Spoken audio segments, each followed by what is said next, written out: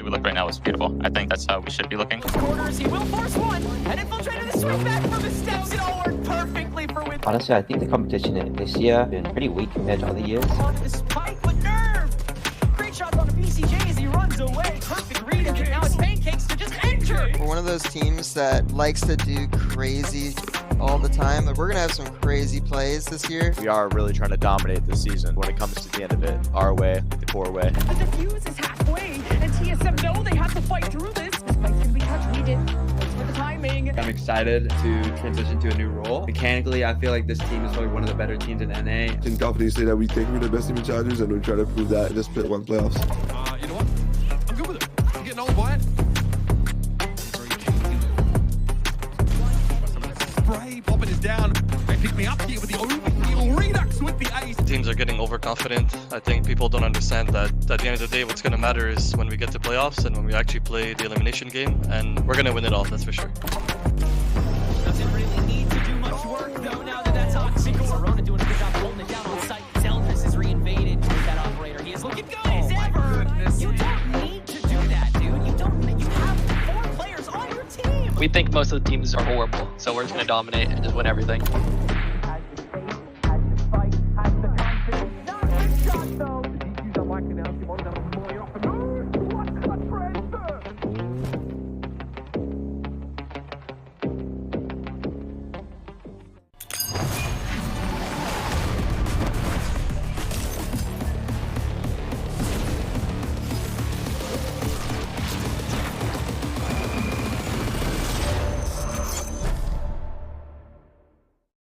Hello, everyone, and welcome to day 4 of the Valorant Challengers North America playoffs. It's been 3 great days of Valorant action, and excited to hop into another one. Sierra, Dan, and Ash here. Ash, this whole week has just been ups and downs. The last day until next week for us. I can't wait to get started. Yeah, I think it's been a really exciting kickoff to playoffs so far. And yesterday was, one of our shortest days of broadcast. Yeah. But I think today is going to be the complete opposite. I'm expecting it to be a long haul. Yesterday was eliminations that we were talking about. But today, Dan, in hopes of us getting that long day, all a 3-game series, we are going to have 2 upper finalists by the end of today. I think this is super, super exciting. Of course, we do have our double elimination bracket. So teams that lose here aren't out, but the less games to make it to the finals, the better, right? Yeah, we always talked about how big of a deal it is for teams to make it through the upper bracket. That is one of the things that gives you the most advantages when it comes to a tournament like this, when you're playing days back to back. And yeah, the teams are going to have a few days off, but in general, you just want to have as much time to prep for those finals as possible. So I like what we're seeing right now in the upper bracket. This is what we're going to be headed today is M80 and Shopify Rebellion, then Winthrop and Keyword Academy. Some of the teams, I want to say half of those teams are the teams that I expected to win the first match. The other 2 teams I did not expect to be here, but hey, I'm okay with it. I'm happy to see new teams coming up. You can just say Winthrop University, Dan. You don't have to sugarcoat or beat around it. It's Okay, exciting. I'm kidding. It's exciting, though, the fact that we're getting into a playoffs after 5 weeks of Swiss stage, and there's still this room for these upsets. There's still these rooms. Like, I'll say it, I didn't expect things to be shaking up how they were, but I'm still excited nonetheless to see all the growth from all of these teams. And also a reminder, too, if you're like, what's on the line for playoffs? Of course, a lot of money and Ascension points. Of course, you want to get qualified for Ascension at the end of the year for that opportunity to try and find yourself into VCT America. So a lot of line for the teams. Let's start getting into today. Shopify Rebellion Black going up against M80. 2 of the teams that going into the split, there was a lot of talk about. Of course, there's these big organizations behind them. Even if the players on the team are a very different look than if you are watching in the past. The Shopify Rebellion Black roster, Dan, let's talk about them first. This is a team that's been scaling and hitting the playoffs. They're looking stronger than ever. Yeah, they have been looking pretty good, and these are honestly the expectations that we had of this team. It's kind of a mix of players that we've heard of in challenges before from last year to a kind of new mix. I feel like Paint has always been around. We saw him playing the VCT America stage when Furia needed somebody to fill for them. But now it's a Paint that we're getting to know in a different way, a Paint that is constantly playing for this team, sometimes being able to save those rounds, initiate those rounds, and obviously you come with the experience of BCJ, who now and today is going against his previous team, so it's gonna be a good rematch. Yeah, I think that's super exciting. And then also, we've got to really give that nod over to Monsi. The fact that, he comes in so late over from originally being on Trusted and Plug to stepping into the IGL role for Shopify Rebellion and Black, something that he has a lot of experience with. And that experience really has, I think, shown through with how well he's been melding into the system that SRB already had set in place by their very strong coaching staff beforehand. And it feels like we've seen almost like a new identity coming out from SRB. And it seems like they've only just started to hit their stride, which is crazy with how good they look fundamentally. I'm looking forward to seeing them continue to level up. This is the vision that was set out for the team from the beginning, I imagine. And it's really exciting to see everything come together, especially with this mix of talent we've gotten to see a lot of and talked about in Challengers before, in comparison to some who are here, but maybe not talked about quite as much. And one of those people to talk about that was highlighted was Paint. Paint we've gotten to see before, though, on the teams, like, not necessarily on the most winningest of teams, despite being a really, really talented player. So being able to get the call up, being able to be supported by this really strong squad, Dan, is awesome. And I think that there's a really good team environment for everyone here to be able to show us what they've got. Yeah, I think Payne is really good, and he has proven to be really good for this team as well. But I think what makes this team so interesting is that you're not talking about a duelist that is just completely, being the only one fragging out, being the one that's the difference maker. And I feel like we do have that for a lot of the teams. This is a team that's much more complemented, that you see Payne having his moments, but it does seem like it's more of a team effort. And it's much more passive playstyle compared to other duelists that we have right here.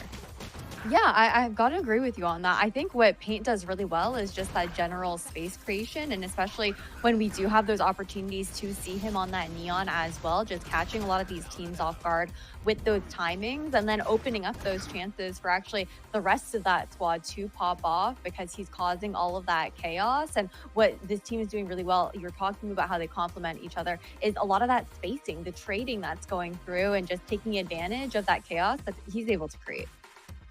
Someone else that wanted to talk about here was highlighted was BCJ going up against his old org. Of course, everyone else on the team has departed, found, greener grasses elsewhere. But BCJ, this is big redemption arc. When we saw him on this M80 squad, it was an M80 that was favored to go all the way, Dan, was favored to win Ascension, falling just short. But now on this roster that's looking stronger than ever, I'm excited for what BCJ can do. And he brings so much to this team. He really does. And I gotta be honest, today's prediction was a little tough for me. I was like, which one do I go? M80 or Shopify Rebellion? And I remember last time that I made a prediction against BCJ, he went to message me to let me know that I was wrong. That I made a prediction against him. And I'm like, okay, fine. I'm gonna be on your side this time around. BCJ, you are a very good player. And it's something that we've seen constantly. Like you were saying, a player that went all the way to Ascension, that almost made it into VCT Americas this year. I mean, that was the expectation that he had. So a little bit of a reset coming through. But once you have to play your previous team, and I mean, you already won against them this year, you're pretty confident that the rematch once again is going to go your way. No, for sure. I think BCJ is also someone who's been getting a lot of undue flack from the community at times as well. And I think that there's a lot of impact that he has for this squad, especially within the last few matches, that is going unrecognized in a way, because, there are a lot of people we can hype up on this team. And sometimes his efforts go a little unnoticed, in the sense that, honestly, he's up there when it comes to a lot of those first engagements alongside Paint. And it's not necessarily even BCJ taking these risks on that supportive initiator role. It's more so that the utility combinations that he has with Bonsi can be so deadly, especially when he's playing that Tejo. His ability to clear out a lot of space for this team, and even securing the first blood just due to those salvos as well, has had so much impact for this squad. I'm just like Dan's cat. I hear people talking about BCJ, and I gotta come along and see what's up. Okay. She was like, know what I want to do? I want to lay down on your lap right now. How do you feel? It's not like I'm working or anything. It's fine. Yeah, it's fine. All right. It's so cute. Okay, I'm derailing. Let me focus back in. BCJ up against M80, a rematch up against this squad. I love the call out of BCJ messaging you like, oh, we're not going to lose to them and everything else. But there was a reason why a lot of people predicted M80's way. Talking about this roster and everything else, this is such a strong squad. It was a squad that I love the story between the two teams, because when we're looking at shifts for the team, this is one that also did because of Sato arriving so late because of visa stuff. And you have Okeano, such a strong duelist, and that's now in the flex role. You have the shuffling around. Caillou as a new duelist here, Ash. But I think the peak for this team, I think peak for both of these teams is really, really high. I think M80 has just been a little bit more of that getting everybody on that same page. And I think when everything 100% clicks, it should be really, really nice. Yeah, there's definitely going to be, you know, some growing pains with the sense that I think I looked towards Okeanos and he had no drop off when it came down to his performance with that role swap. But with Sato obviously kind of settling in after, you know, all of the visa situation that was going on and whatnot, and actually being able to get that scrim time in as full squad as well, it's going to take a little bit of time to find that ability to gel. And you know, you're obviously going to also have some of those nerves if you're him stepping into this squad where they had a strong start at the beginning of the split. Then, you know, the expectations are for you to continue to be able to level up this team, and we're slowly seeing him warm up into those expectations as well, those pop-off moments that we expect to see coming out from him. And for the likes of M80, I think that you got to give them the recognition of this is also the first team to take down Rankers/Envy, the team that had been undefeated, the one that everyone had been afraid of, and knock them down to that lower bracket. Especially, too, with this reshuffling, like we're talking about Sato getting warmed up into the team. I don't even think Sato's been playing bad, you know? Yeah. When we're seeing them try out these competitions, these double duelists, and being able to have Oki back on a duelist, I think there's a lot of things that are looking really, really good. Caillou had called out interview a couple weeks back, I believe, after that Envy win, that this team was only at a 60%. So I think, Dan, with how impressive they've looked, with them not being near the Final Four, that I'm just only expecting more and more. And I hear this 60%, and it just makes sense to me. This is, as you guys were saying, a Sato that has been good because we saw him in Ascension. We saw him in Challengers Brazil last year, and he was individually just top 3 players that we had in Brazil. Now in North America, it does seem like he's going through an adjustment process of getting more comfortable with the team, and it feels like it can be at any point where this guy just starts fragging out and nobody can stop him. Yeah, like we see right now, stats are pretty normal, nothing out of the ordinary, nothing too terrible, but it seems like everybody just has their eyes on Sato and what he's going to be able to do for M80 today and in the rest of playoffs. It's a lot of weight to bear on your shoulders as a young player coming in and stepping up for a banner like M80 that has been just so dominant within VCL NA over the past couple of years. And despite those stats as well, he's still doing his job as a duelist as far as being able to create that space for the team, following up on the utility that his squad is throwing out for him as well. So we can't take anything away from him in that regard. We do get the opportunity to see some flashy plays as well, but as he gets more comfortable, I'm sure that we'll see that face that we saw of him from last year's Ascension going forward. In a tale of two duelists, we had talked about Paint and what he provides to the team, and then Sato. Well, we're all in the Sato absolutely just popping off, dropping 40 in a map waiting room. Looking at those two head-to-head, Dan, I'm really intrigued with this because Paint has been somebody that's been consistently going toe-to-toe with these duelists that we've spoken so highly of, even in the last match they played. So I am even more excited to get into this.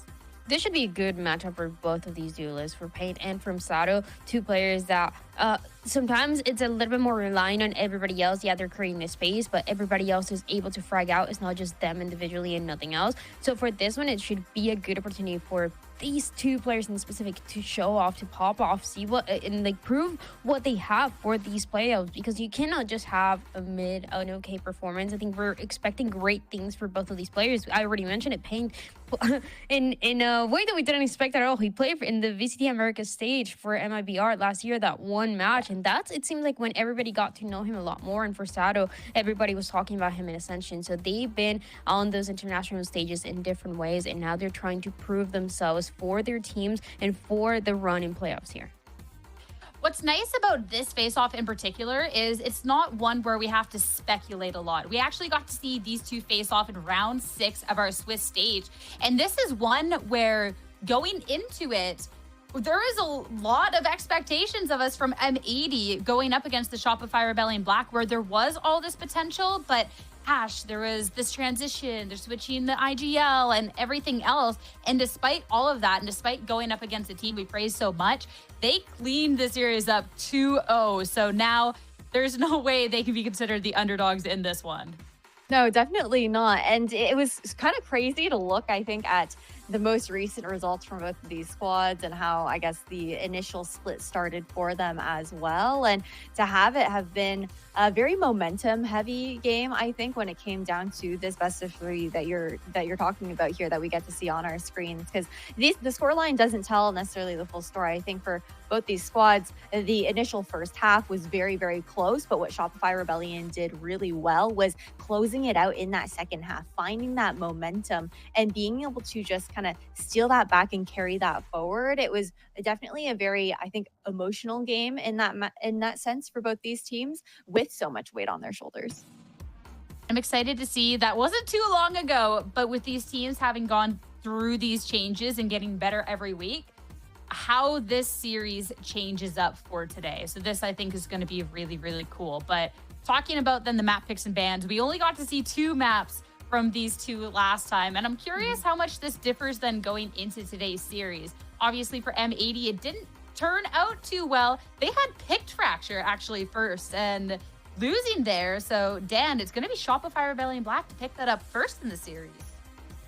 Yeah, and you see this map pool, and it just looks so good for Shopify Rebellion Black. I mean, you look at, we just looked at that Fracture that they played against each other a few weeks ago. But look at the last Fracture that they played against Blue Otter. It was a 13-3. They absolutely dominated. And this is one of those maps where Ash was mentioning is where we're going to be seeing Paint on the Neon, most likely BCJ on the Tejo. Another play that deserves to be talked about on this Tejo, and some of the best that we have right now in Challengers on the use of utility. And that's something that BCJ has always been great at doing in the initiator role, but I think we're seeing it now much more on the Tejo. And then we go into a split where they're starting on the defensive side. I potentially see this actually going 2-0. Yeah, while you're talking, I'm going through, I'm double checking, triple checking, quadruple checking, because this just seems so favored for Shopify Rebellion Black. I mean, for the Fracture, it was a map where there was a good lead for M80, and then all of a sudden Shopify Rebellion Black 5 in a row to close out the map. So maybe they feel okay with floating that through and letting Shopify Rebellion Black pick it into them, but I don't know. I look at this and I'm getting a little worried here, Ash. Yeah, I think it does definitely get a little bit scary. I feel like, especially with Shopify Rebellion Black, they're such a team where even when they're down, they're able to mentally make this comeback, something that we kind of heard a bit about from Paint during yesterday's interview as well. Just their ability to kind of reset their mental in that sense. And looking at the compositions that we have here too, I think we're going to have to really keep an eye on how Paint is going to try and deal with the Vice that we expect to come out from M80. And that's a point that I wanted to make. I remember just in kickoff for Americas, we saw 100 Thieves running this Neon composition with the Asuna. And it was actually really good because you're playing such a fast tempo. And as long as you get the timings, which, I mean, all of the teams here, they understand how the device is going to work out. They understand how they need to play around this wall and avoid it from isolating one of the players. So as long as they're aware of this, which I'm sure Paint is, it should be very interesting. A very fast-paced game with the Neon, and a Vice that is maybe not getting as much value as you would want to from this Sentinel.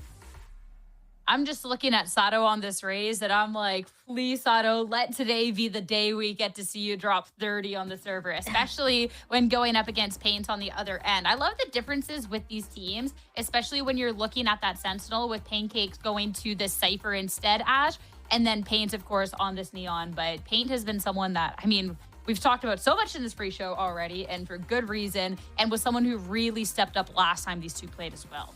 Oh, for sure. I think that you looked at this composition, you think, okay, we're going to wonder how they end up dealing with that Vice, like Dryad was talking about. But again, the fundamentals have been so strong from what they showed in their matchup up against Blue Water and their match even against M80 last time around as well, and how they're able to ensure that that spacing is going to be unlocked. Their timings are going to be good, and they're good at throwing off timings as well with that Neon pick.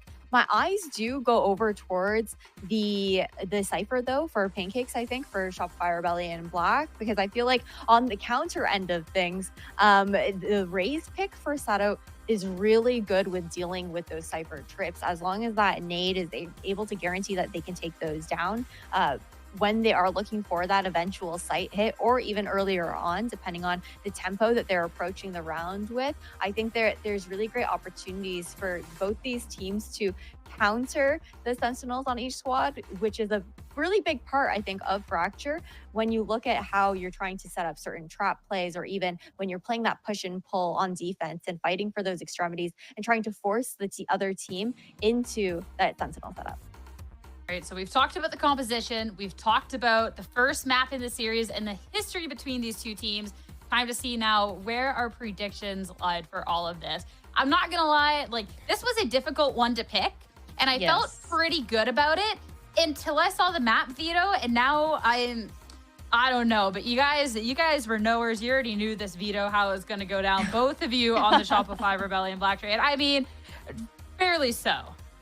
I told you, I was like, which one am I going with? And then I remember BCJ messaging me like, you see, I was right, you were wrong. And I'm like, I don't want that to happen ever again.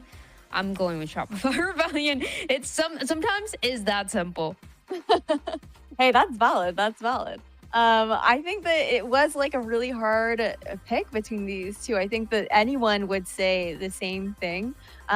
There's a lot of expectations on both these teams, but I was really, really impressed with the fundamentals that Shopify Rebellion were able to show, their ability to take those moments to take a breather when everything is getting chaotic, where sometimes you see other teams get kind of caught up in the fray, a little bit lost in that chaos. And I think that that is something that this Shopify Rebellion squad is really good at, kind of just resetting when the time is right. I know Shopify Rebellion Black won the last matchup for these two teams, but there's a reason last time all of us picked M80, and I don't want to fall into the recency bias. I think that M80, once everything clicks and we get to see that 100%, this could be really, really close. But regardless, a great series ahead, and Agent Select is ready. We had outlined the agents for both of these teams. I definitely think on the side of Shopify Rebellion Black, we aren't seeing a change of anything, maybe on M80, but I don't even know that. But going into it, from the get-go, Ash, it kind of seems like everything's all good over here. No changes. We're running it back. Yeah, no changes. I think that this late in the stage in an important matchup, maybe not looking to even take the risk of making such an adjustment, and instead focusing in on the fundamentals. And I know we keep talking about the fundamentals, but that really is the foundation of your entire approach to these games within Valorant, right? That's how you're going to be able to, I think, be the most flexible, as well as when your communication's on point, when your spacing's on point, when you just have that general team synergy. And you got to pay attention to what M80 is going to do around this neon. How much a delay is going to work out. You have a Tejo from the side of Okeanos. You have Rio on the breach as well with some delay. And of course, that Vice. There are great counters for this neon. So it's more the preparation that Pain has and Shopify Rebellion Black had to make sure that the tempo is going to work in their favor. Rematch between Shopify Rebellion Black and M80, this time in the upper semis, to see who is going to be the first finalist here in the playoffs. It's time to get into Fracture and time to head over to your casters, Van Silly and Tenric, to take you through. Thanks so much, Sierra. Well, you got a new key player adjusting to their very pivotal role in their new world. You got crowds chanting your names for Ascension, unwavering spirit, unlimited potential. Vans, these teams at this point, they really couldn't be more similar, and yet only one can make it to that winner's finals. Agreed, but thankfully this is upper bracket, right? So whoever loses this series still has a chance to fight back to make it back into the playoffs, and then maybe we'll see a grand finals rematch. But before we even get into that, I'm afraid actually of my pick after all for M80. The amount of times that I voted for M80 and then they won, and then Psycho's calling me out, I'm like, okay, you know what? I'm going to go for M80 today. But then you look at the vetoes, They lost against Shopify Rebellion on this map. They let it float. SRB picks it up. Split is not a good map for M80 at all. They've gone 6-13 in the last 2 matches. And now I don't know what's going to happen in the third map because it's also a strong map for SRB. But we'll get there when we get there. We'll cross that bridge when we cross that bridge as SRB are looking to go aggro here towards the A main. Maybe trying to find a timing when the slack comes out and first blood is scored by Shopify. Paint's gonna run back out on that. Yeah, M80, they need to make some noise, otherwise this map pool is quickly gonna become the most interesting part of what M80's done so far this game. Still nothing breaching that smoke, and so they'll head back over to B set where Pancakes is crept a little too far for comfort. Okeanos swiftly deals with him, and M80 should have a free B site from here. That's unfortunately our first big mistake here coming out from SRB. You've leaned so heavily on this A side and you're pushing your weak side. He dies instantly, and it gives so much space now for M80 to play the post plan. Out of charges. Which they're gonna step in front of. Spaz only good for 1, and on top of that blind, it's a total collapse of the stack. Paint's already on site, but you don't have to multitask too much right now if you're M80. You just have to come out as a crowd, and they're not allowed to do that with Monsi holding the front line of the crowd coming back. Sato on a crumb of health, and he's suddenly the only one left. Paint feels so safe on this smoke. Now outside of the incendiary, and with the help of Monsi, he will get the defuse all the way. Shopify Rebellion Black make their way back. We are going to have some good Valorant today if this is going to be the piss around that we witnessed. Great aggression coming out from the defensive side first. Great capitalization on mistakes coming out from M80 right after. The push towards the spawn, the read where there's the weak side on the rotate was nice for them to capitalize on. But the instant reaction again from Monsi, the latest IGL coming in for Shopify, calling for that smoke to get dropped, avoiding here off the tap, the util that comes through from M80 on the post plan and gets a flash out to allow the double swing to get the kill here onto M80 trying to swing back from Canteen. This is going to be so clean, and we've seen this performance already from Shopify Rebellion in their last game when they looked pristine on this map. So M80 also cannot falter to any mistakes if they want to make sure they win this first map against SRB. Yeah, Shopify's reaction time has looked clean, and on this map in particular, they are on fire. They want to continue the hot streak. On my wire. Pain will get that first blood yet again, this time with Outlaw in hand. M80 have to try and bamboozle off the smokes, and they get away with a few. Now they're on the site too. Kayu's made a hell of a lot of space. B-Dog almost getting the kill onto Spaz as well, but it is just down to this breach. Spaz very low though. BCJ having to come back around through the steps. Kayu could actually head back to A side if he wants to, but too much homework to do, and now BCJ's made the full wraparound. Too much collateral in your way, and Shopify, they'll escape with round 2. At first, I was going to say a plat is going to be good for M80, but then suddenly it was very doable for the side of M80. As you saw the last, or one of the last 2 players remaining, I think that was Spaz, that was low on HP. You had a weapon in the hands here of Kayu walking around the map. But then unfortunately, instead of going into that A site with a minute left, he was trying to push towards that spawn, not knowingly that you had that push, that flank coming in from BCJ up down towards the south side. But at least in the last 2 rounds, you've noticed that Shopify have been very aggressive in these lurks and in these flanks, and very quick. So M80 now are focusing on that. If you're looking at their save over here, because it did force in that previous round. Well, that's not going to work. I was going to say, they're going to look out for those pushes, but then you got Paint that's been pristine as well in the last few matches, and he's going to score a 3K in this round. You can't counter strat that good. Paint's going to be able to very easily deal with that, and M80 have to go for the full-blown reset after, like you said, going for that force in round 2. So, I mean, you see that M80 continues wanting to press the matter. They're going to try getting in your faces. It's just Shopify Rebellion Black. They're starting to bob and weave a lot faster than M80 are expecting to walk into. Yeah, agreed. But that's the thing, though. If we focus on what they were doing on the north side, at least in their ego, or now going into the further gun rounds, I think there's going to be a big responsibility on their Vise, on Bao, to really start paying attention to those crunches and those flanks that are coming through. So this 4-1 split to keep things off. It has been weak a lot on the arcade side, at least to start off for SRB. They didn't feel like they needed to really fight for that pressure yet because their retake's been quite good. So they're going to let that up and let the orb get picked up here, where we're just walking around the map. I think they are definitely trying to get Kayu's ultimate so they could really plow into this B site and at least get that first round. And they have the time to do it, and with Bao continuing to watch on top of his shear, they have the safety too. So they will grab this orb. They'll set up the Rolling Thunder. Shopify Rebellion should probably disperse expecting this, but Pancakes is actually going to hold this down, preparing for Sada to peek it, who will get the majority of the damage. Salvo to respond, and BCJ swings on top of it, wins that opening duel with the Rays, and M80 demotivated. They'll walk back.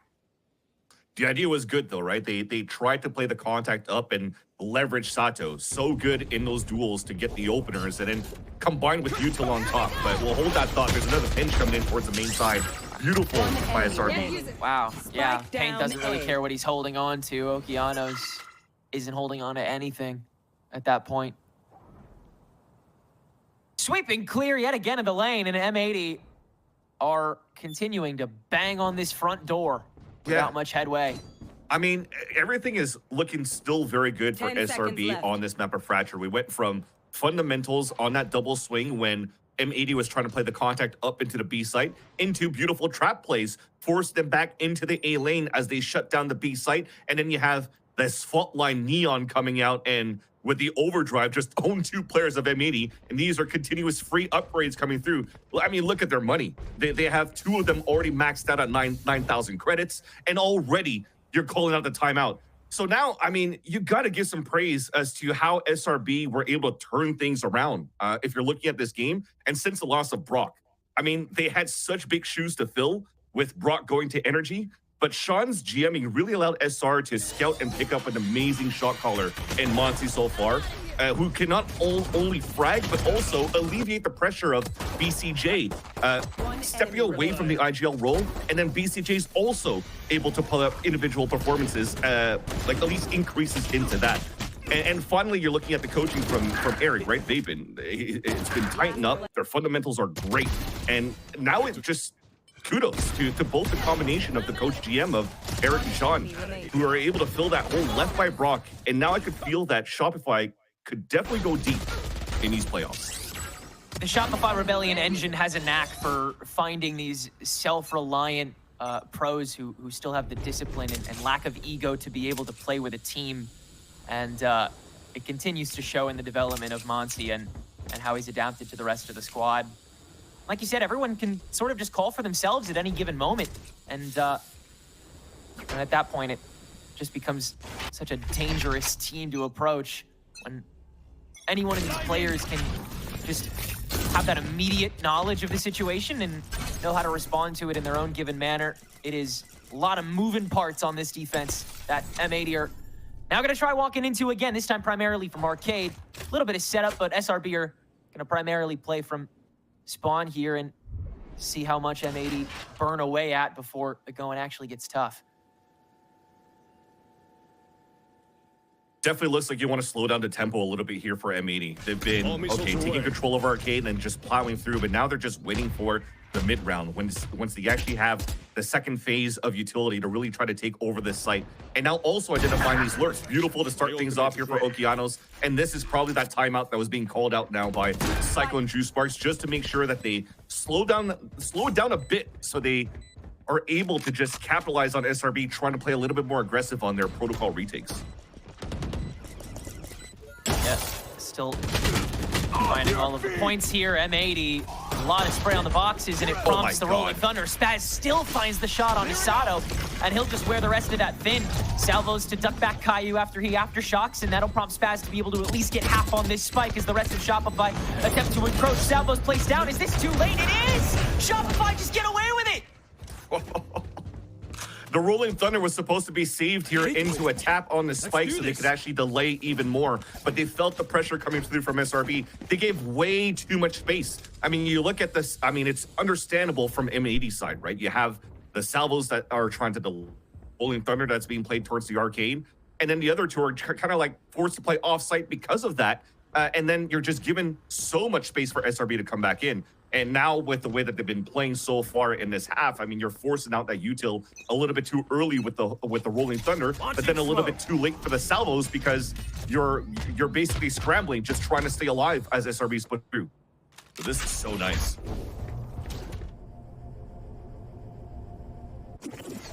So now you're forced back to play with your Vise even more, which Shopify haven't even really had to focus on fully shutting down a majority of these opening rounds, even though they excelled at that so much against Blue Water. They don't get fault lined out, but Spaz's orbital strike on top of this. It doesn't even matter. And Paint can just get in front of it again. He's got help now. Rest of the stack just coming in to force all of this trading of util, and the shouting match will not end with any kills on the side of M80.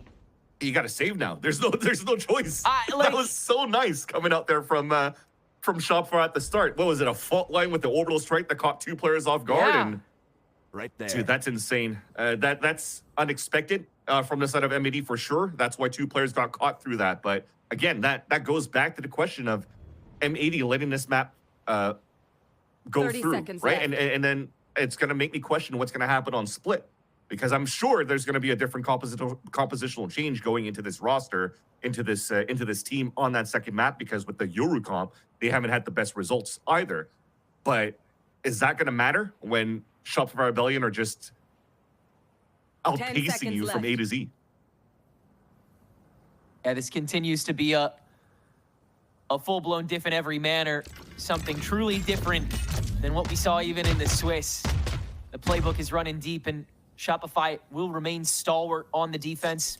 We're here because we're the best. And talking about just alternative approaches, M80 here on this map, we saw that just now. We saw that sudden slow from that arcade presence try to manifest into something a little greater, and even still, I mean, Shopify, they're just so easily able to creep back in the crevices and get somebody locked in.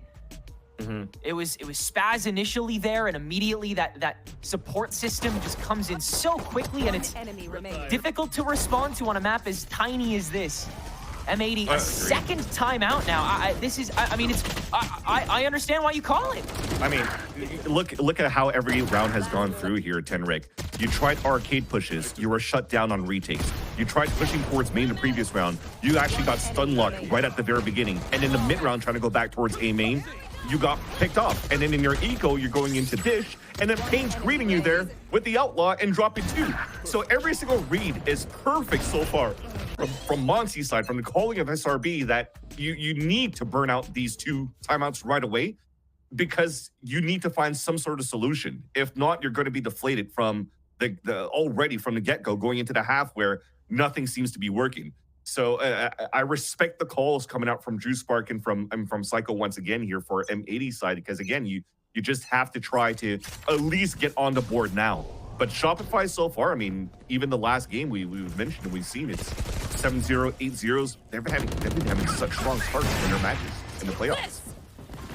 Forget about getting the ball rolling. Get anything rolling here if you're M80. Just kick a rock, anything. Like, get a square piece in the round hole. Do whatever you got to do. Because Shopify, yeah, they're just fitting themselves into the pieces regardless of who's filling them.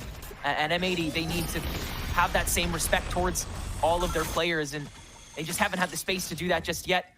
Smokes for M80 to creep up. It's Okeanos with the back stab and immediate response time outside of the smoke, but M80 has a firing squad to come out of the tower with a little more firepower and a lot of control over this site. There are the kills that you're looking for if you're M80, but there's the preventative play, and Pancakes with the wraparound from the vents grabs a second outside of that approach, and BCJ given a 1v2 after those salvos help to scope out the time. Bow, it's correct. He swings it. Sato, showstopper to confirm. And sure, whatever tools you got to use to get over the line, M80 will for the 1. We talked about it. Just try to get anything going just to try to get a round in. So 1v1 showstopper, why not? Because you could still cycle a couple of ults still for M80 in the remaining rounds of this half, because they have the Armageddon and the Orbital Strike to go. But the change of pace was actually quite nice for M80 at this point. We talked about how, Arcade was kind of like left alone for a bit to allow M80 to really push through, but they actually exploded a lot in terms of executions to try to get into the site. This time, Okeanos walked close to the spawn, and once they're ready to go, they go for the 3-2-1 swing from heaven and from spawn. Another type of contact play, but at least with trade capabilities from M80 side to really open things up. So that's a nice little start, but they don't expect the op this time, and that's going to be another wrench in the wheels. Whatever M80 scrapes onto site is what they're going to have to fight with, and they just need to cope with it. Paint unfettered in front of this smoke for a moment here, but yeah, with that steel guard, he'd like to hold on to that operator for now. Armageddon on top of it to flood them back even farther. The salvos to do it again. And M80 just giving themselves a heap of time on this spike before the fight even commences. Yeah, but they have their own Armageddon for SRB, so they wasted a lot of util just to push it back for a spawn. There's still so much time left. First spray down. Just a simple trade. There's an Armageddon down the vent side to try to open up the site. Paint holding down this spike. Orbital strike on the halfway mark. Spray still coming through, but Shopify still on site here. Now you gotta line up in front of the smoke to protect the president, BCJ, who gets the rest of the defuse across, and a majority of the kills, for that matter, fall on SRB's side as well that round. Yeah, and that's what I was trying to say. The Armageddon is just too slow to have the players to actually get good value out of it. I guess they were trying to do, I would assume here, a fault line at the same time with Caillou so that it can hopefully catch some players through. But man, when you already threw the steel guard and to push players back, they're already ready for another wave of util and for the push to come potentially towards that spawn because of the space they had to give up. So an easy avoidance on the side of SRB. We mentioned the ults that they had on their side too, and another one of those moments where unfortunately M80 doesn't have enough to delay on that pulse plan in that visual spot. So yeah, M80 turns it around and you see the desperate buys continuing. A hero rifle coming out from Bao, but that's hard to do because he's the one forced to watch flanks. So you're still trying to enter the site with only pistols and a stinger, and your best rifle is going to be useless for now. Yeah, Bao's got to get all this prelim work done on the other end of it and just make up for whatever lost ground Shopify Rebellion is inevitably going to steal along the way. Look at all this spray damage that just got done from SRB playing fully passively. And now comes the full extent, as M80 have to creep up and try to grab theirs. Okeanos does, to be fair, and Sato nice pokes out with the Sheriff to grab another. Smoke's down. We know how good SRB has been on these retakes. It's going to come down to the flank from Paint. Any overpeak, it starts. Trollop's on the site, and there's your easy 2 from here. It should be as easy as pie. Hey, there's your rifle. Let's see what he does with it. Ah, 1. So that's 8 now for Shopify Rebellion Black. The deed is getting signed to Fracture as we speak here, Vance. Oh yeah, for sure. I almost want to get back to that story of what we saw in the previous game. It's just like, well, it has to be GG go next at this point.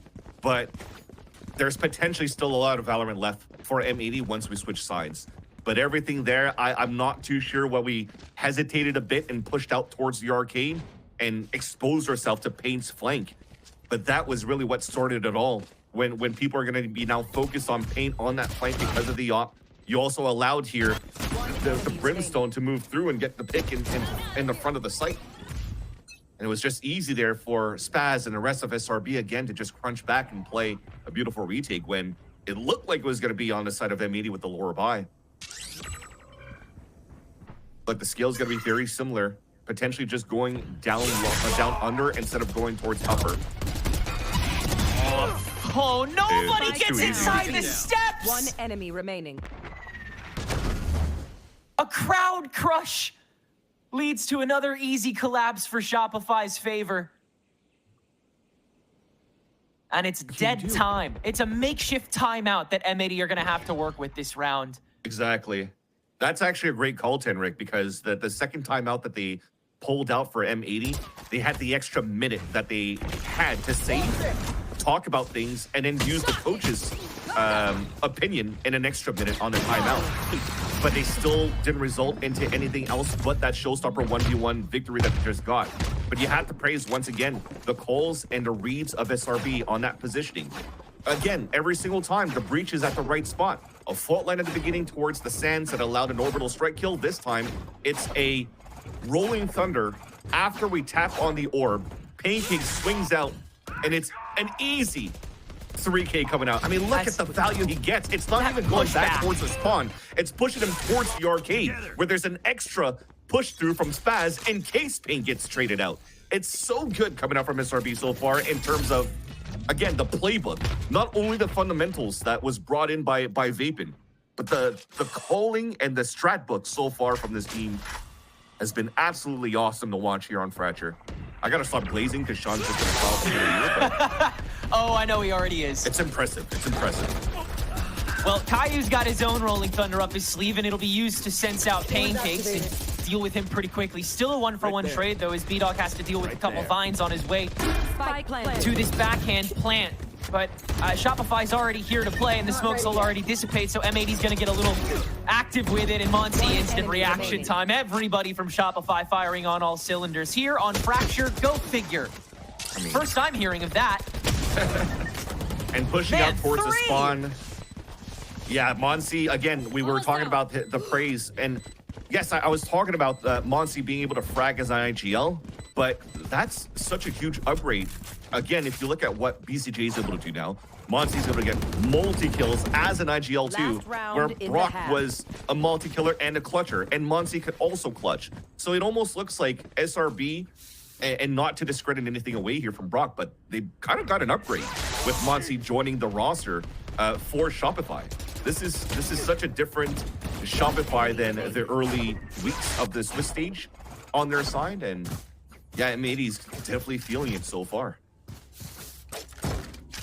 And no doubt that Brock will fill a better space, but yeah, the meteoric rise of this roster since Monsi's addition to it needs to be studied. There's too many events surrounding it that are just so suspicious. There's too many people that doubted it.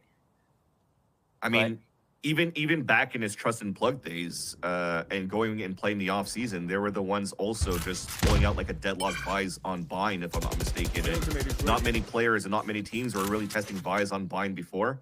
So again, to have somebody as cerebral and smart as Monsi also allows and brings new ideas to Vapin that he could maximize, you know, a track hook based off the comfort picks and the comfort level of SRB side. I'm enthralled by Pain sticking around this long and deciding to throw out the overdrive for that push, but sure. Armageddon onto site, so Monsi is now the one to just get in front of it. And yeah, I mean, Pain didn't have to get 3 because Monsi's going to get 2 right now. And then the other one threw the other player. He was trying to go for a Santo and got Caillou caught in the crosshair through the smoke.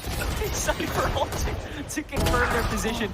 Now they can hunt down Bao, who still finds Monsi, granted, but no reason for this not to be just dealt with. And B-Dog is just going to ult his way on to grab an operator. Yeah, let's get this spike. Let's get this operator. Clutch it up, my guy. Come on.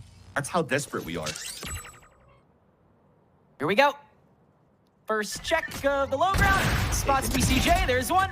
Yeah, immediately stunned. That's bingo. And that is an 11-1 half on Fracture for Shopify Rebellion's second time in a row on this map, Vance.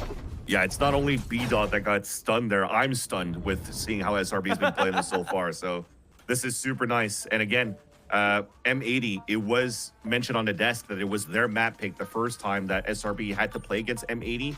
And it resulted in a victory on the side of Shopify. And it felt with no compositional changes, you kind of have an idea of how SRB approaches that map, and you could maybe counteract on how they play. But it definitely looked like there was different and even added layers going into this game that didn't really allow here M80 to get the right footing. So hopefully now on the defense, I mean, it's going to get very desperate. You're also playing this round with no shear. Oh, no, they have it towards the front. Never mind. So they are playing one slow towards the drop, a shear towards the front, and a heavy lean towards the B side. So at least a good start in terms of where they're stacking the sites. Launching smoke. 4 of the steps here on top of B-Dog's plant. Good salvos to stop where they knew Paint was going to end up landing. So Shopify immediately changed course. Same sort of struggle that M80 met in this opening round too.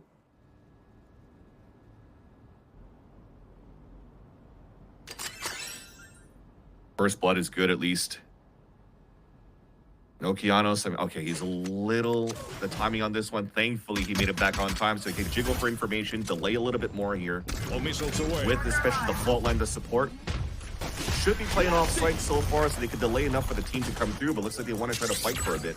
Yeah, they're a little ahead of things. It looks like, yeah, they want to facilitate a fight before the real push happens, and Okeanos is going to start getting swarmed after missing a little too much. Still, though, a good amount of time wasted, and it's a 3v3, but with the salvos to flush out this chokehold from Link. Shopify will at least get the clean spike down, and Spaz has started to creep up with Monsi on the far line. He's the real danger again! And he's gotten 3!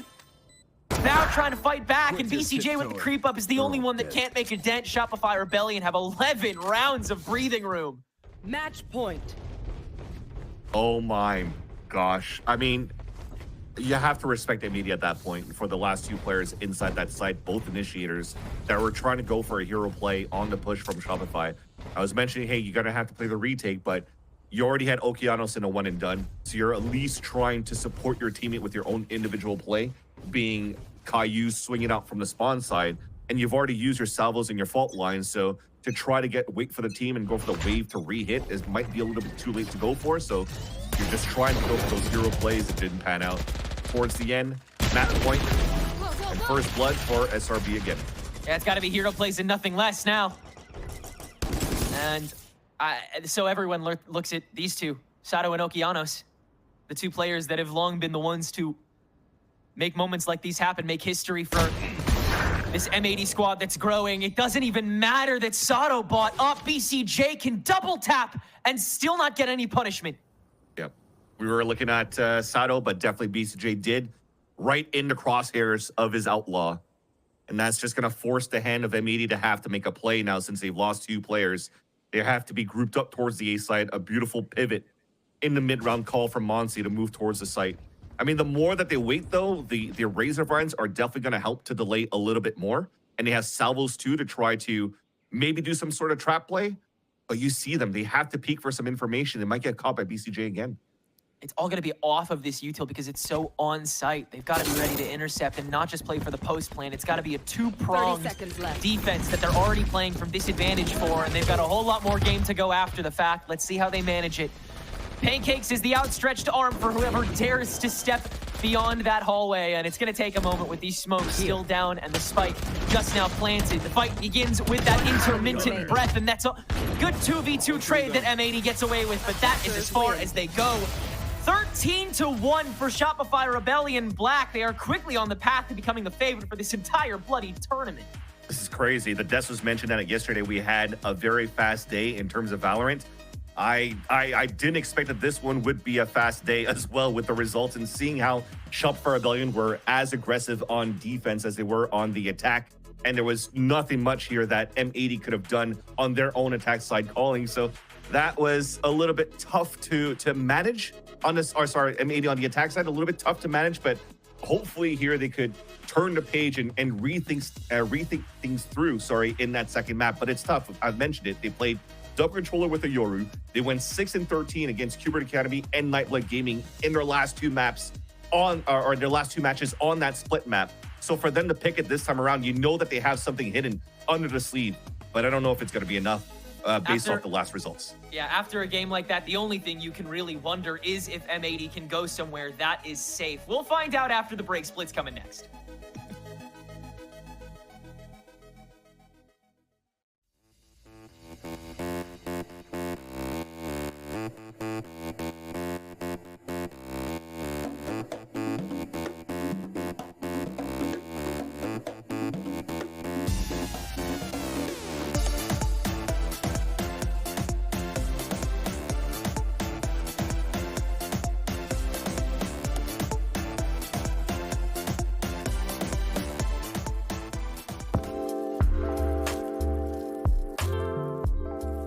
We started extremely late. I kid you not, we have 3 weeks of practice. I said this in the first week. We walked into the first week having 1 week of practice, right?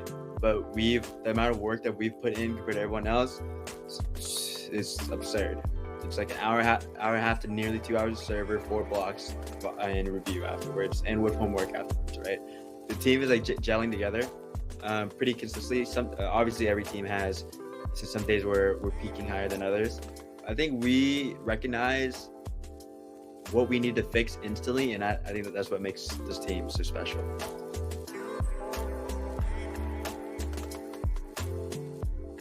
I always put 100% into whatever team that chooses to play with me.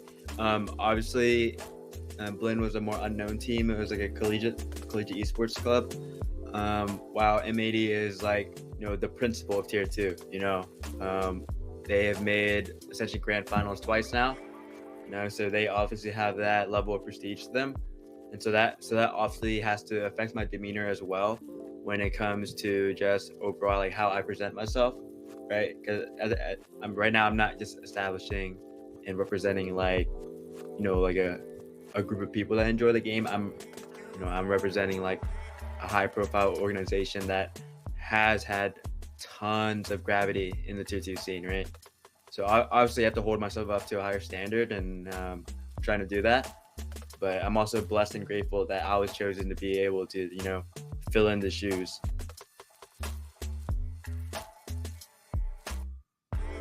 It's great to work with Don. Don always, keeps us in check. Drew is mainly on the strategic side, and Don is mostly on the performance and mental side.